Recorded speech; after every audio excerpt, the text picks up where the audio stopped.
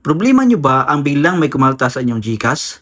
Dahil sa pinapanood ninyong mga free trial o nag-aabil kayo ng mga free trial, online series, mga reel shorts, or mga drama box, automatic na nagkakalta sa inyong GCash na hindi nyo alam, o nagkakalta sa inyong mga online banking account, paano natin iripan ang mga kinalta sa ating GCash or sa ating banking account?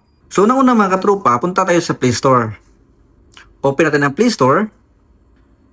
Dito mga tropa, hanapin natin itong profile natin sa taas. At dito, scroll na natin. Hanapin natin ito ang help and feedback. Ito mga katropa, click natin. Dito mga katropa, hanapin na natin ang request a refund on Google Play. So kung wala kayong makita dito mga katropa, pwede kayong search help dito sa baba. I-type na lang dito mga katropa ang request a refund. Tapos kapag nakita nyo na, i-click nyo lang. Tapos dito mga katropa, scroll lang natin pababa. Hanapin natin itong request a refund. Click natin. So dito mga katropa, click natin itong confirm sa baba. Ito mga katropa, confirm. Pagkatapos i-click itong confirm ulit. Dito mga katropa, scroll lang natin pababa na may nakalagay dito, select a purchase. So makikita natin dito mga katropa kung anong gusto nating i-refund.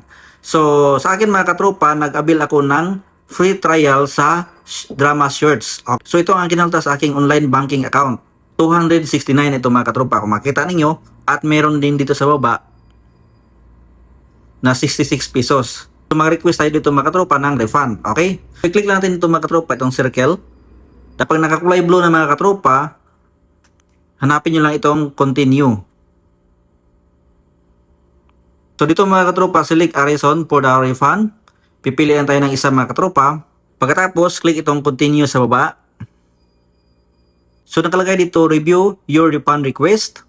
So kailangan ma-refund itong 269. Dito mga katropa nakalagay, please describe your issue. Okay? So gumawa lang kayo ng sulat mga katropa or text, pindi na sa inyo kung anong gusto ninyo. Sa akin mga katropa, ito lang ang sinulat ko, request a refund for unrecognized charge. Hindi ko alam mga katropa kung tama ito, pero try lang natin. Tapos, click itong request a refund. So, naging 100% na ito mga katropa. Maghintay lang tayo ng 1 to 2 days. Kung mabalik pa sa atin ang nawalang pira galing sa ating online banking account.